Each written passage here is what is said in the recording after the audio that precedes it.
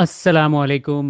I hope आप सब लोग खैरियत से होंगे। आज मेरे पास एक्चुअली काफ़ी सारे वायरल क्लिप्स हैं और कुछ वायरल स्टेटमेंट्स हैं जो कि मैं आपके साथ आगे चल के शेयर करूंगा। सबसे पहले एज़ यूजुअल हम सोहराब बरकत साहब के हवाले से बात करते हैं।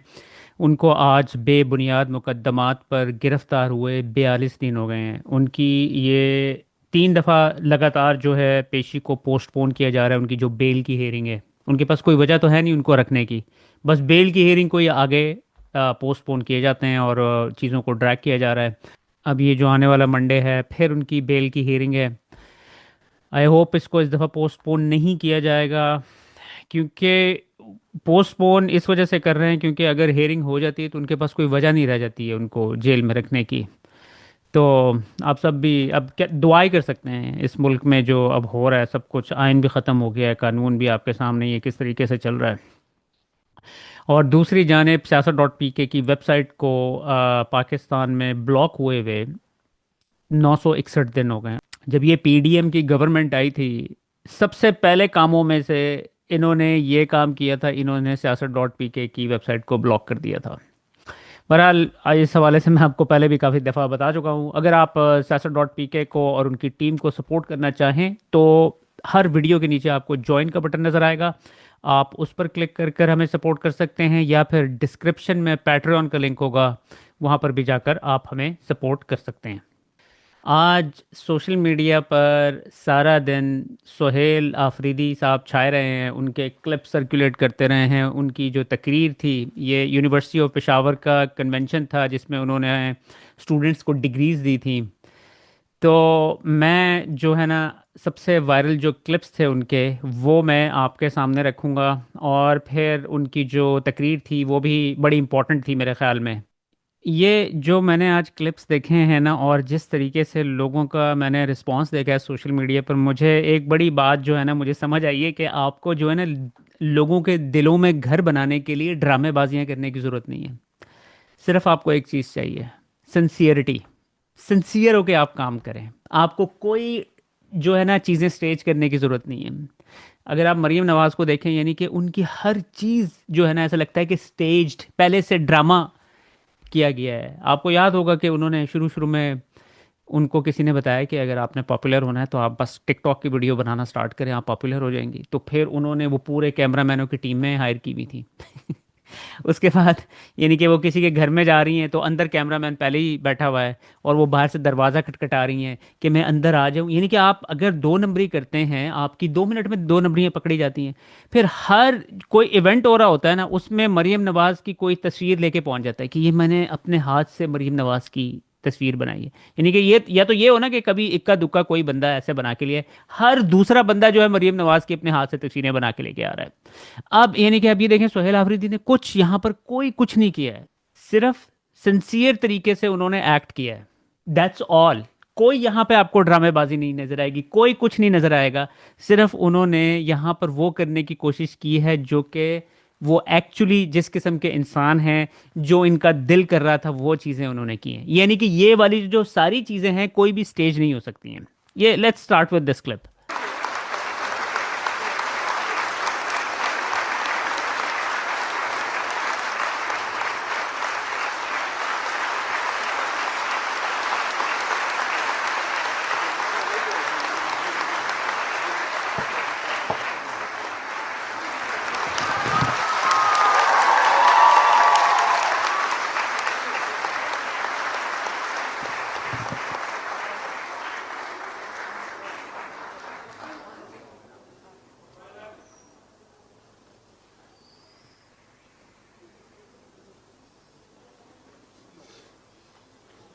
अब ये सुहेल आफरीदी साहब का ये जो जेस्चर था, टोपी उतार के उन्होंने, एक खातून स्टूडेंट हैं जो कि माजूर हैं, उनको उन्होंने थोड़ा सा एक्स्ट्रा अप्रिशिएट किया कि आप मसाइल में घिरी हुई हैं।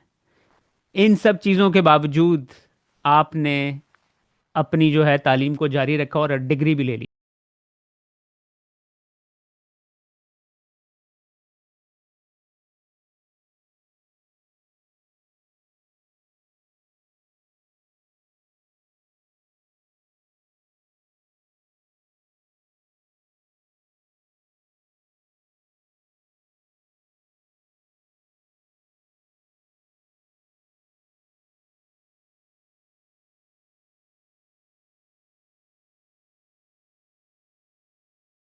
मैंने नोट किया है इस क्लिप के अंदर उनकी एक लम्हे के लिए भी जो है ना नजर इधर से उधर नहीं गई है, आउट ऑफ रिस्पेक्ट।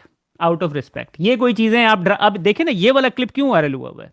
ये सिर्फ इसलिए वायरल हुआ हुआ है कि शहबाज शरीफ के सामने से जब लड़की गुजरती है तो वो उसको ऐसे करके काफी देर तक देखता रहता है जब तक वो उधर से निकल नहीं जाती है। ये कोई इसमें कोई उन्होंने कोई स्टेज नहीं की हुई है, कोई चीज, कोई ड्रामा नहीं किया हुआ है। अच्छा जी, अब ये वाला अगला क्लिप देखते हैं। इसको मैं जो हूँ ना इसका साउंड ऑफ कर देता हूँ क्योंकि मेरे ख्याल में वो जो म्यूज़िक है वो कॉपीराइटेड भी हो सकता है। Let me just play it. मैं इसको फिर जो है ना बाद में अगर कॉपीराइट का मसला हुआ तो फिर मैं इसको रिमूव कर दूंगा।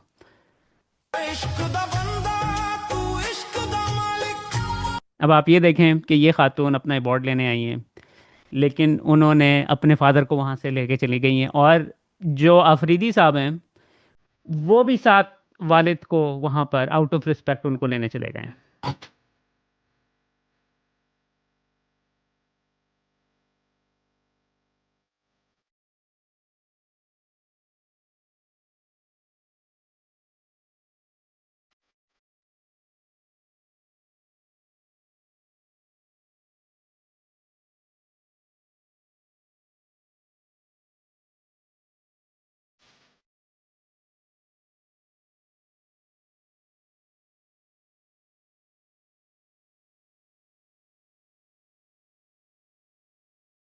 आप इनको ये देखें कि अब अफरीदी साहब की जब ये इन्होंने हल्फ उठाया है, इनकी जो है ना मुझे भी कॉल आई है, और इन्होंने इन्होंने मुझे जो है ना कॉल करके कहा है कि मैं हम जो है ना बड़ा अप्रिशिएट करते हैं आप लोग जो इस वक्त मीडिया की सूरत हाल है, और आपके काम को जो है ना हम बड़े अप्रिशिएट करते हैं। मैं आपको पर्सनली कॉल करके मैं आपको थैंक यू कहना चाह रहा था। तो या so he is a very humble guy, down to earth. आपको बात करके फील हो गया था, यानी कि उसके अंदर वाइब नहीं थी कि जी मैं चीफ मिनिस्टर हूँ जी एक पूरे सूबे का।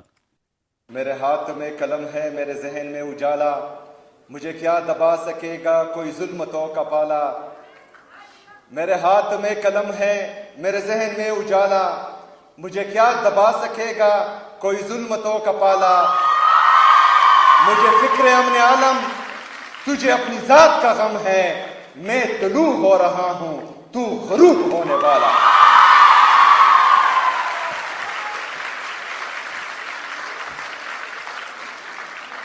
मैं अपनी तमाम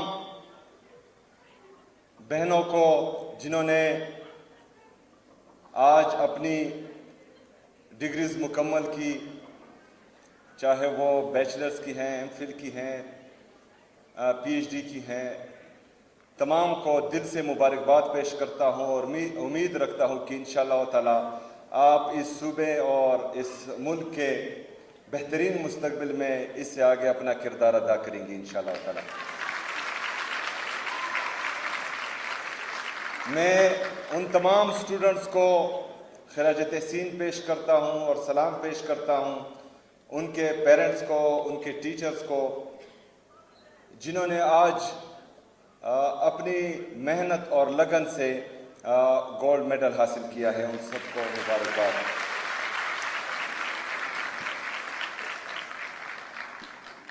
मोहतरमा वाइस चांसलर साहिबा, आज फिर आपने इंग्लिश में तकरीर की जो मुझे बिल्कुल अच्छी नहीं लगी।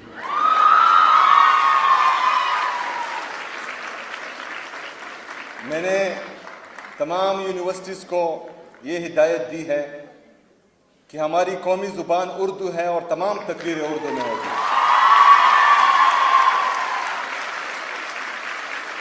और ये मैं दूसरी दफ़ा कह रहा हूँ और तीसरी दफ़ा मुझे फिर गुस्सा आएगा।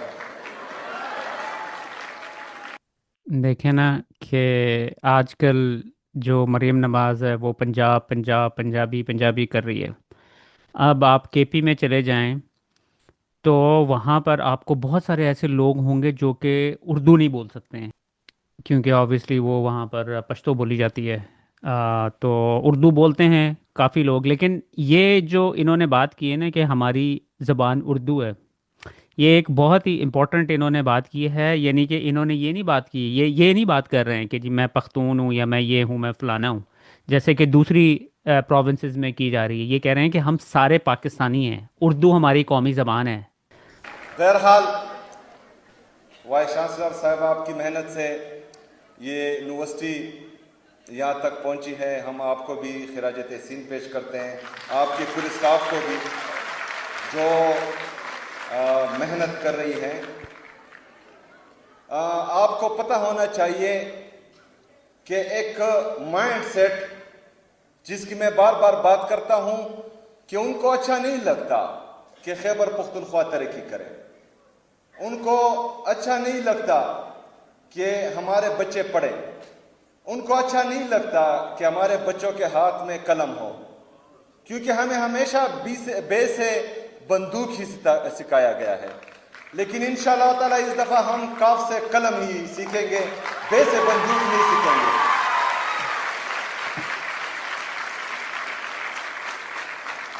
कल सोशल मीडिया पर एक बात मेरे कानों से गुजरी जो मुझे बहुत बुरी लगी। एक बंदा कह रहा था कि मैं खैबर पख्तूनख्वा, क्या हम खैबर पख्तूनख्वा की बच्चियों को दोबारा गारों में भेज दें?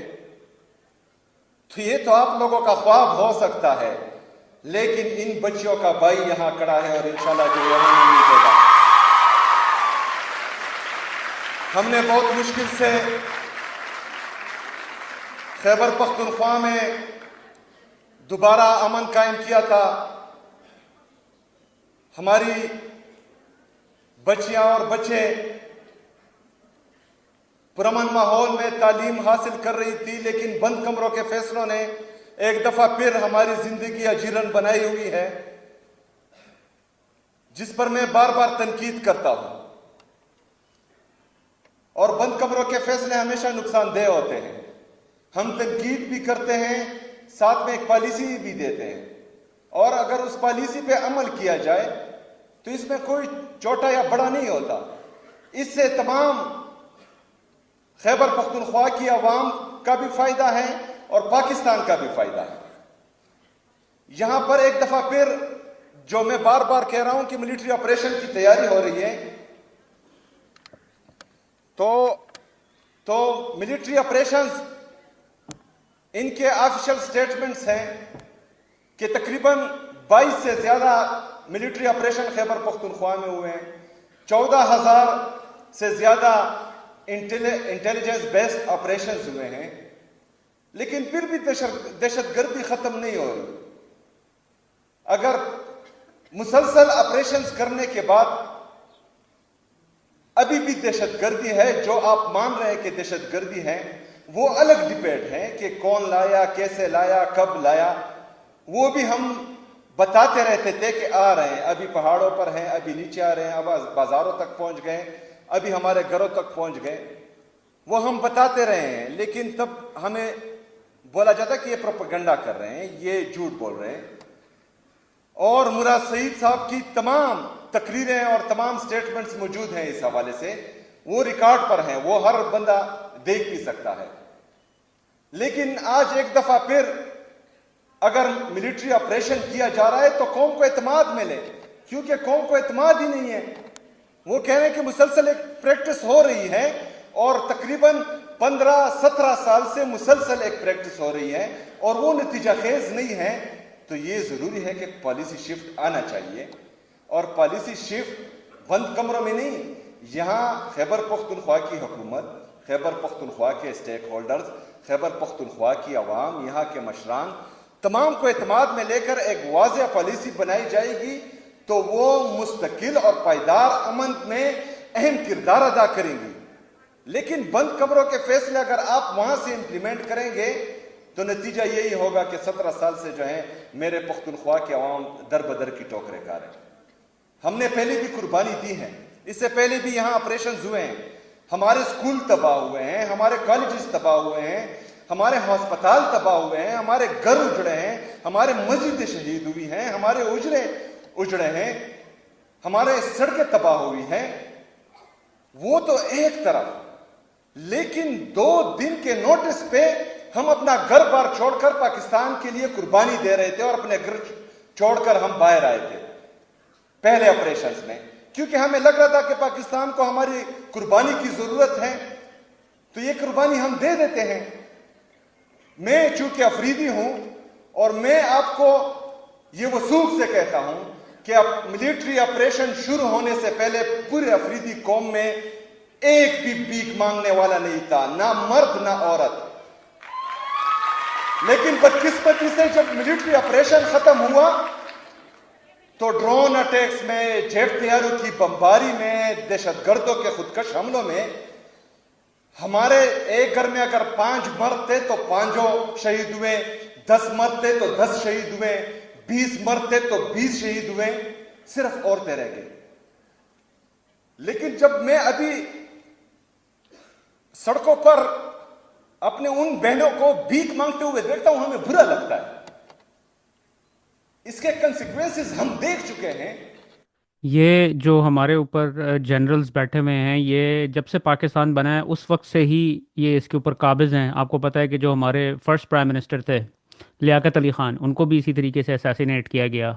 और फिर उसके बाद ये सिस्टम के अंदर इस तरह इंट्रेंच्ड हुए हैं कि इन्होंने सब चीज़ों के ऊपर कब्ज़ा कर लिया है।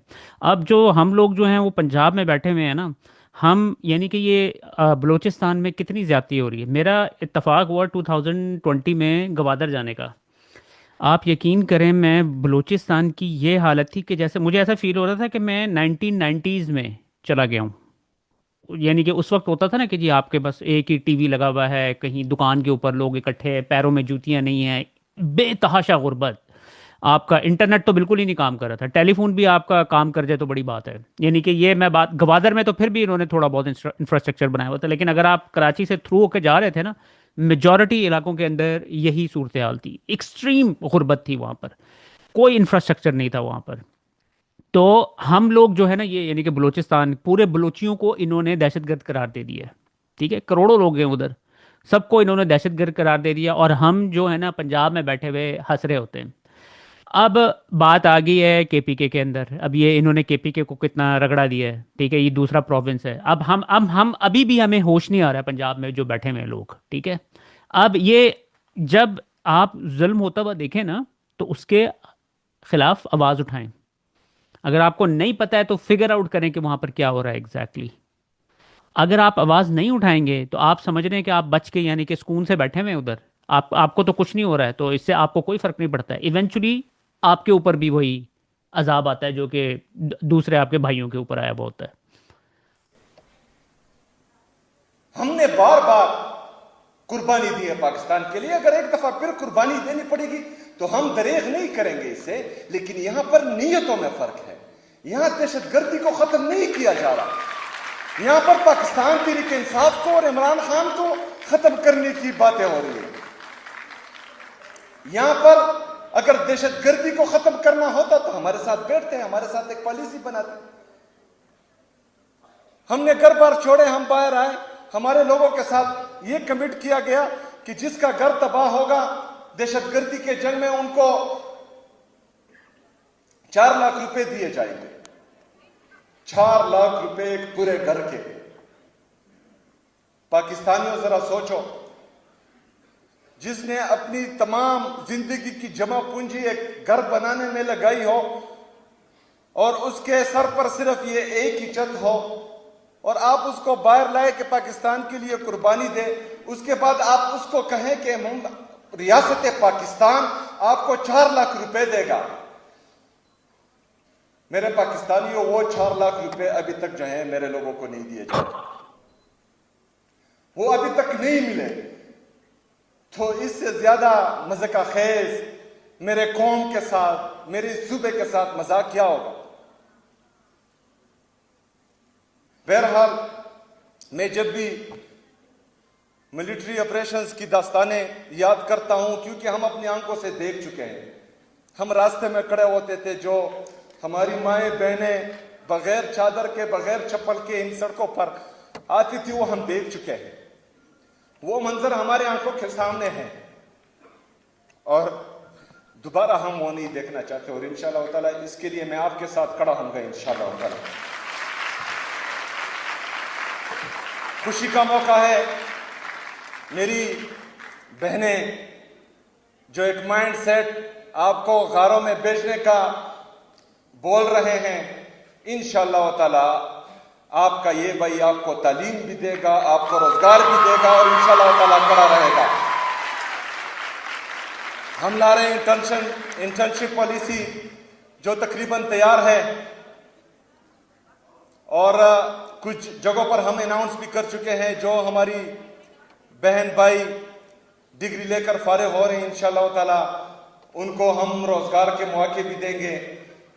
जो हम यूथ पॉलिसी मुतारफ करवा रहे हैं, हमारी जो टैलेंटेड स्टूडेंट्स हैं, यूथ हैं, उनके लिए इंशाअल्लाह ताला हम उनका ख्याल रखेंगे और उनको आगे लाने में हर किस्म की मदद उनको फराहम करेंगे इंशाअल्लाह ताला। बस आपने एतमाद रखना है, सबसे पहले तो आपने घबराना नहीं है।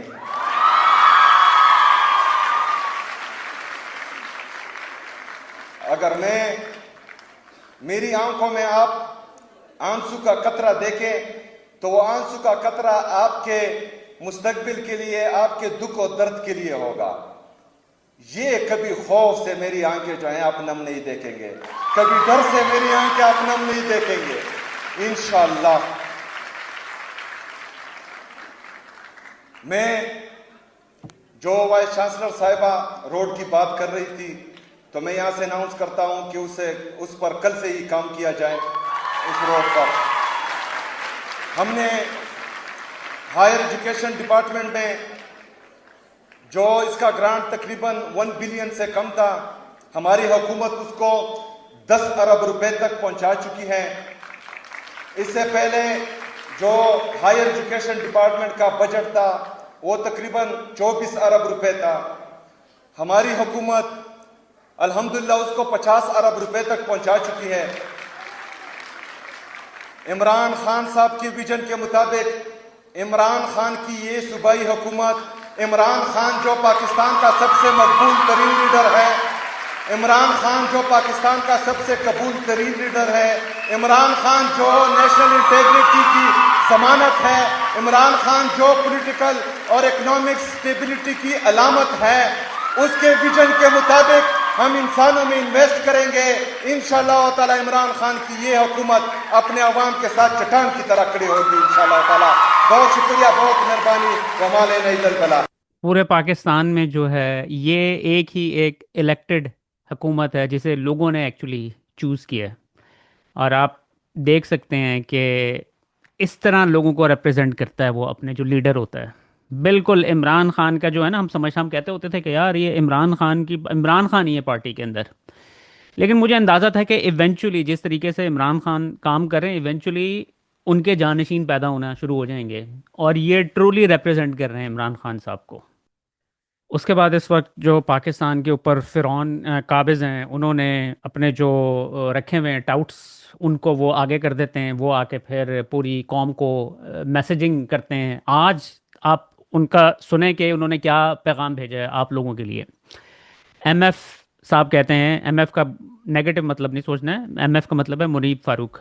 मुनीब फारूक कहते हैं जमहूर ये कहता है कि जिसको वोट ज़्यादा मिलें इसे हुकूमत बनाने का हक है, लेकिन ताकत ये कहती है कि नहीं, जमहूर ने गलत फैसला किया है। एक सियासी लीडर ने जमहूर को बेवकूफ़ बनाया है।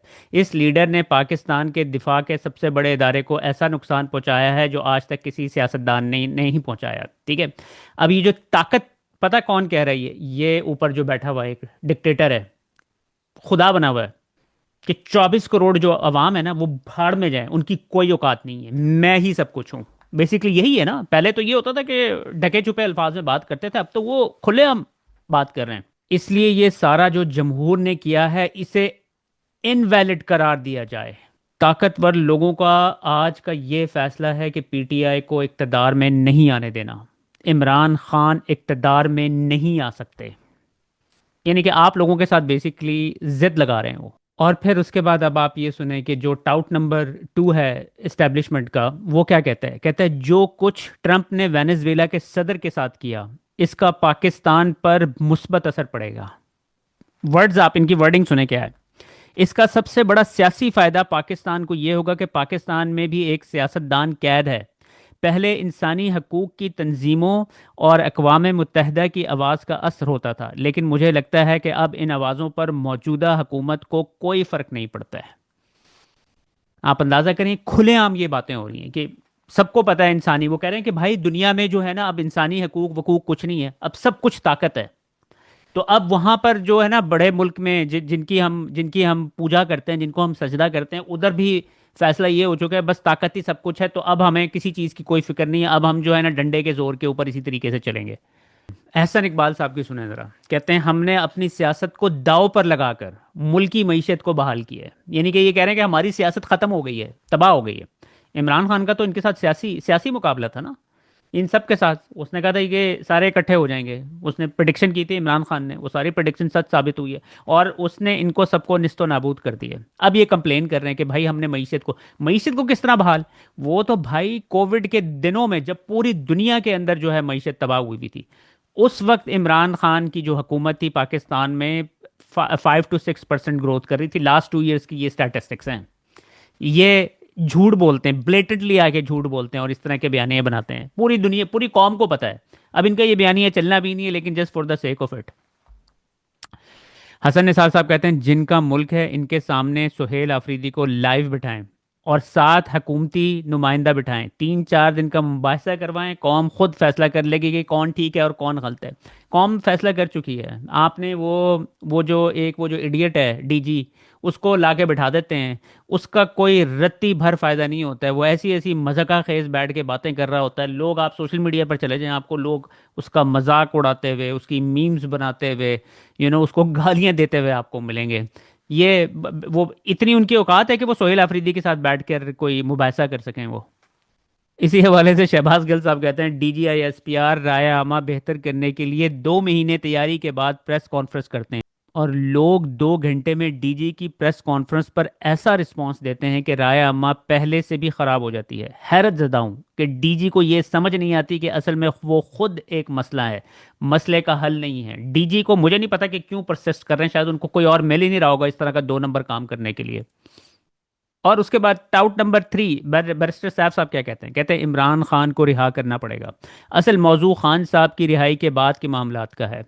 मुखालफिन को खौफ है कि इमरान खान बाहर आकर ना जाने क्या करेंगे। इस मामले को एड्रेस करने की ज़रूरत है। अगर मुखालफिन का खौफ ख़त्म कर दिया जाए तो मसला हल हो जाएगा। ये भी उन्हीं की तरफ से आपको पता है मैसेजिंग दी गई है कि इमरान खान जो है ना, हमें कोई लीनियंसी दिखाएं, हमारे साथ बातचीत करें, हमें माफ़ करें। उसके बाद ये एक बड़ी इंटरेस्टिंग जो है ना इमेजेस पिक किए हैं फयाज शाह साहब ने। ठीक है जी, अब ये 2 ट्वीट्स हैं, 2 मैसेजेस हैं कल के हमारी इस्टेब्लिशमेंट की जानिब से। एक कहता है फैसले फील्ड मार्शल करेंगे, हुकूमत सिर्फ मोहर लगाएगी। और फिर दूसरा टाउट क्या कहता है? जो हुकूमत होती है वो बाइख्तियार होती है। आज जो हुकूमत है वो बाइख्तियार है। शहबाज शरीफ को कह रहे हैं वो बाइख्तियार है। उसके बाद आपको पता है कि पिछले कुछ दिनों से ये जो इस्लामाबाद में दरख्त काटे जा रहे हैं उसके ऊपर काफ़ी शोर मचा हुआ है। आपको पता है कि पोल्यूशन की पहले ही क्या सूरत हाल है। लाहौर आप देखें पूरा गंजा कर दिया है, यानी कि दुनिया का मोस्ट पोल्यूटेड सिटी है वो। और इस्लामाबाद जो था वो उस हवाले से काफ़ी बेहतर था। अब क्या खबरें आ रही हैं कि अब जो है ना, क्योंकि इस्लामाबाद की जो ज़मीन है वो बहुत एक्सपेंसिव है। यानी कि आप F7 वगैरह में चले जाएं, वहाँ पे 50-50 करोड़ के घर हैं, क्योंकि एक्सपेंसिव ज़मीन है, थोड़ा सा एरिया है। और वहाँ पर ये बात थी कि वहाँ पर जो है ना दरख्तों के ऊपर कोई कॉम्प्रोमाइज़ नहीं किया जाता था। लेकिन अब ये जो मोहसिन नकवी आया हुआ है, पता नहीं इनका पेट किस तरह, यानी कि पाकिस्तान को तबाह करके ही इनका पेट भरेगा। अजहर माशवानी साहब इस हवाले से कहते हैं एक वक्त तक के मुल्क में कहीं कोई दरख्त भी गैर कानूनी तौर पर काटा जाता था तो शोर उठता था। यानी कि इमरान खान साहब तो वो कहते थे ना कि हम बिलियन ट्री सुनामी, वो दरख्त काटने को तो छोड़ें, वो उसके ऊपर तो बहुत स्ट्रिक्ट थे वो। कहते हैं अब इस्लामाबाद में कॉलोनीज पर बुलडोजर फेर दिए गए हैं। पार्क व्यू और DHA रोड्स के लिए जंगल साफ किए जा रहे हैं, लेकिन नाम नेहाद सहाफ़ी एक लफ्ज़ मुंह से निकालने की हिम्मत नहीं रखते हैं। ईमान मज़ारी साहबा की भी ये आज ट्वीट सर्कुलेट करती रही है। कहती हैं लड़ाई सिर्फ इमरान खान की नहीं, हम सब की है, कुर्बानी भी सबको देनी होगी। कारकुन हर बार निकले, लेकिन क़यादत का साथ खड़ा होना भी इंतहाई ज़रूरी था। मैं बताऊं आपको, आई थिंक इस दफ़ा सोहेल आफरीदी लीड करेगा और वो लोगों के साथ खड़ा होगा। उसके बाद आपको पता है कि खान साहब का जो था ना, जो पनागाहों का जो इनिशिएटिव था, वो उस खान साहब के बड़े दिल के करीब था। खान साहब बड़ी बातें करते होते थे इसके ऊपर, यानी कि अक्सर जो है वो पनागाह का दौरा कर रहे होते थे, मेक श्योर करते होते थे वहाँ पर सारी चीज़ें ठीक हों, तो आज जो है ना, ये सुहेल अफरीदी साहब की जो टीम थी ना, वो आज निकली भी थी उधर पेशावर में। और वहाँ पर जो है ना, लोगों को देख रही थी, कौन बेघर लोग हैं उनको उठा उठा के जो है ना पनाहगाहों के ऊपर लेके आ रही थी। और जो खान साहब ने जो काम शुरू किया था उसको उन्होंने कंटिन्यू किया है वहाँ पर।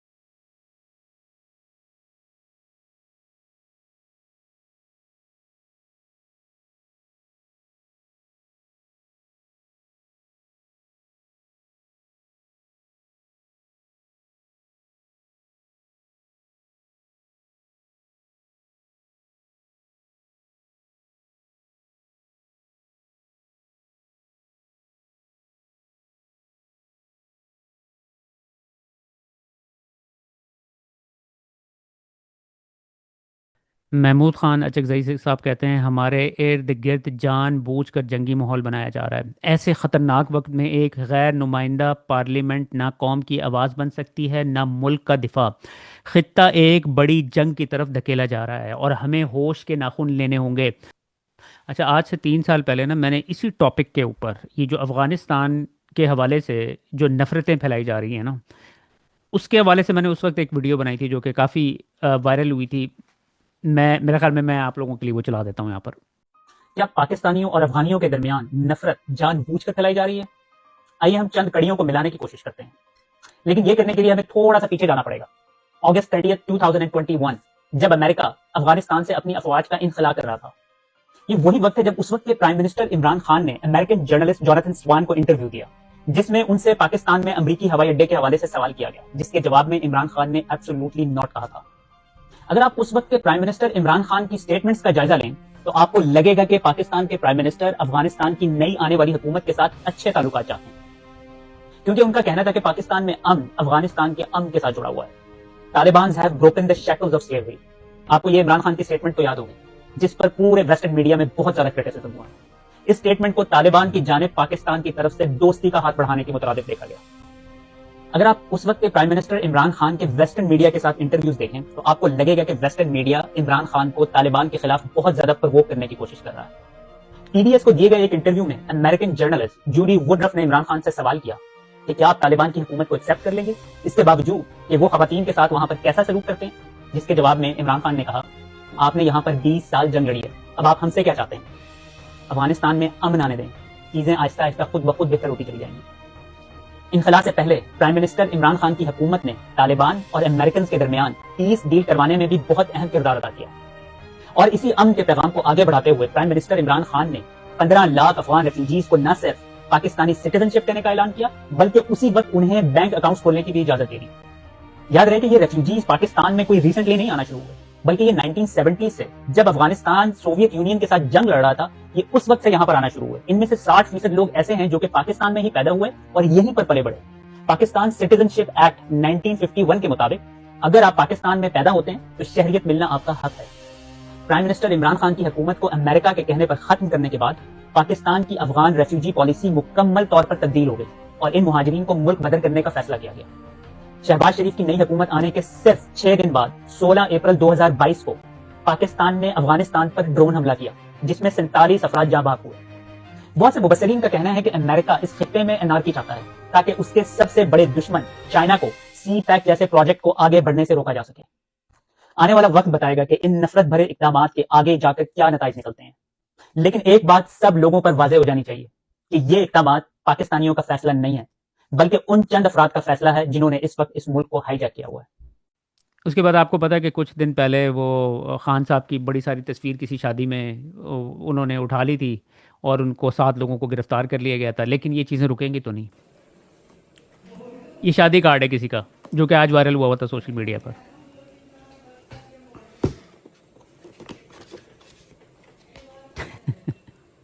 वलीमे का कार्ड है, उसमें भी इमरान खान की तस्वीर लगाई गई इन्होंने।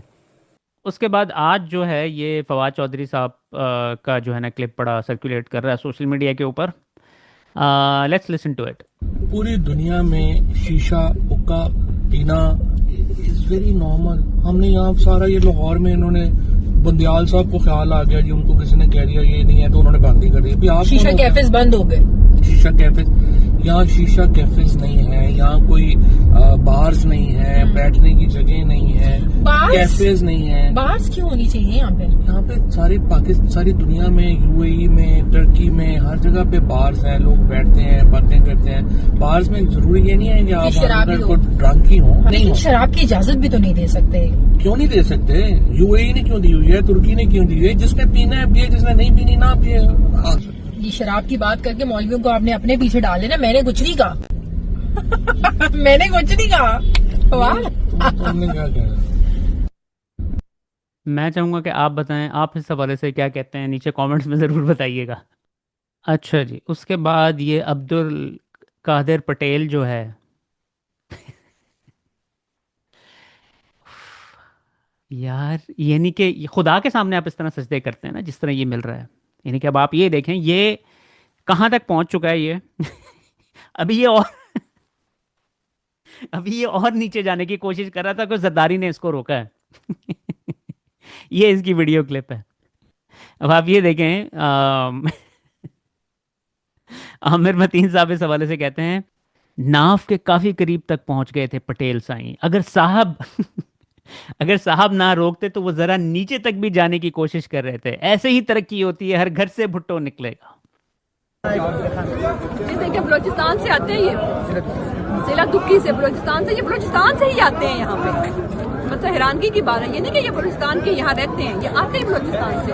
कहाँ से? बलूचिस्तान जिले तुर्की से मैं आता हूँ। अडियाला जिला खान की मोहब्बत खान को कैसे आते हो बताओ सारा? मैं हर मंगल आता हूँ बलूचिस्तान से, जिला तुर्की से। ये खान का मोहब्बत है, अलीमा खान आपा लोगों का मोहब्बत है।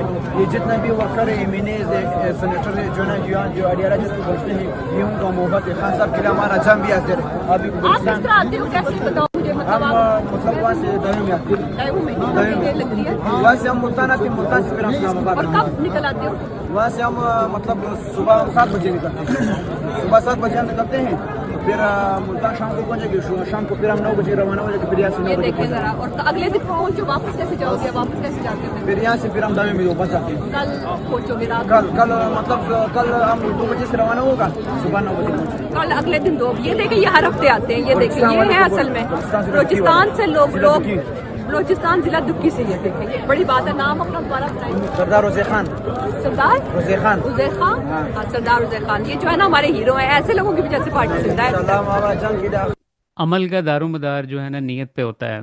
ये नहीं होता कि आपने कितना बड़ा काम करना है, आपकी नीयत क्या है, आप अपनी कैपेसिटी के अंदर क्या कर सकते हैं। ये बंदा अपनी कैपेसिटी के अंदर क्या कर सकता है? ये बंदूक उठा के लड़ तो नहीं सकता है, लेकिन ये एटलीस्ट ये करता है कि हर मंगल को वहाँ पर पहुँच जाता है। आपने सुन लिया कि कितना टाइम लगता है इसको, लेकिन ये फिर भी पहुँचता है सपोर्ट करने के लिए। ये क्योंकि ये समझता होगा कि ये मैं एटलीस्ट मैं अपना रोल तो प्ले कर रहा हूँ। अल्लाह ताला ने ये नहीं देखना है कि इसके इस अमल से ये कितनी बड़ी कामयाबी हासिल करेगा। अल्लाह ताला ने सिर्फ इसकी नीयत देखनी है और उसके हिसाब से रिवॉर्ड करना है। पता नहीं अल्लाह ताला की नज़र में इसका कितना मुकाम होगा, क्योंकि ये हक़ के लिए, लोगों के लिए लड़ रहा है। क्योंकि एक डिक्टेटर ऊपर काबिज होकर बैठा हुआ है, उसके ख़िलाफ़ ये आवाज़ उठा रहा है। लोगों के साथ जो जुल्म सितम कर रहा है, वो बलूचिस्तान में कितना जुल्म कर रहे हैं ये लोग। KPK के अंदर अब ये शुरू हो गए हैं। पूरे पाकिस्तानियों के साथ क्या कर रहे हैं ये, जो कि पीसफुल प्रोटेस्टर्स के ऊपर जो गोलियां चलाता है, सरों के ऊपर 18-18, 19-19 साल के बच्चों के सरों के ऊपर जिसने गोलियां मारी हैं। सरी गलत हो रहा है, मुझे इंसाफ चाहिए। सालो एंटी नेशनल्स BLA। सरी गलत हो रहा है, मुझे इंसाफ चाहिए। साले नमक हराम यूथी जाहिल। सरी गलत हो रहा है, मुझे इंसाफ चाहिए। अबे इनके मैन होल्स खोलो जरा। सरी गलत हो रहा है, मुझे इंसाफ चाहिए। अच्छा खासा अमन चल रहा होता है, फिर अमन खराब करने आ जाते हैं ये लोग।